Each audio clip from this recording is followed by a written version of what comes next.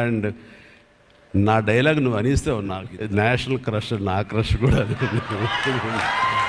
అందుకని నేను ఆ మాట నేను అనను, కానీ అనుకుంటాను అంతే, పైకి మాత్రం నేను అనను.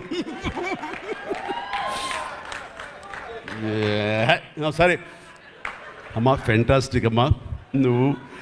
అండ్ ఇప్పుడు కదా తన ఫస్ట్ సినిమా హీరోయిన్గా వచ్చినప్పుడు ఆ సినిమాకి ఇలాగే నేను గెస్ట్గా వచ్చాను. ఆ రోజు నుంచి తనని అబ్జర్వ్ చేస్తుంటే నటనా పరంగా కానివ్వండి, తన ఇమేజ్ పరంగా కానివ్వండి, day by day film after film ఎక్కడికో వెళ్ళిపోయింది. ఇది నేషనల్ క్రష్ కాదు, ఇంటర్నేషనల్ క్రష్ అయిపోయింది అమ్మాయి.